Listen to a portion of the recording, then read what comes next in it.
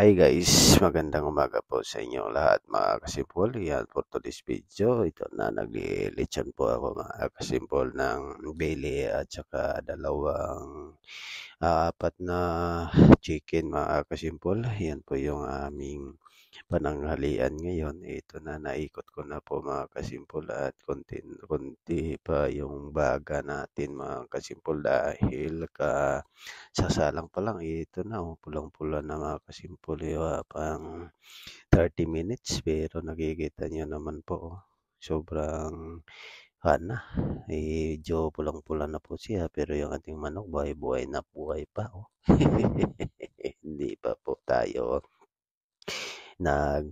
golden brown yung ating chicken. Pasensya na po kayo sa aking mga kasipol vlog ngayon dahil wala pong tagahawak natin ng kamera. Kaya nga ito, nag-iikot pa ako. Hindi pwede natin iwanan or ihinto dahil masusunog po yung kabilaan. Kailangan po tuloy-tuloy po yung ikot nito mga kasimpol. Hindi ko na lang po na-video kanina dahil pagdating ko po dito ay naisa lang na po pero hindi pa naikot dahil hindi pa naano po yung uling mga kasimpol. Dito na mga kasimpol, malapit na po siya maluto. Konting-konti na lang to. Tingnan niyo po yung ating mga chicken, 'di ba? Hindi na gumagalaw dahil tingnan mo na golden brown na rin. Pero yung ating bili, nako, napaka pulang-pula na at sobrang sarap to mga kasimpol. Sure, marami na naman to kanin.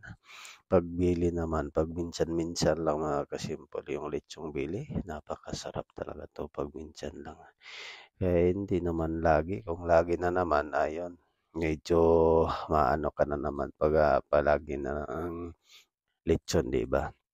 Mauumay din, pero pagka minsan lang, baka sa isang taon, 2 beses or 3 beses lang makakain ng ganito, ayun po, ay napakasarap-sarap na naman. Pero hindi naman ako kumakain nito mga kasipol dahil may pasok ako ngayon. Mamayang gabi, kagabi, may pasok din ako. Tapos mamayang gabi, mayroon din ako pasok. Kahit linggo, wala pong linggo-linggo, Sabado diyan. Basta kuwan po yung schedule mo matapat sa Sabado't Linggo, may pasok. Ako saglit lang ako dito, mga 2 hours lang.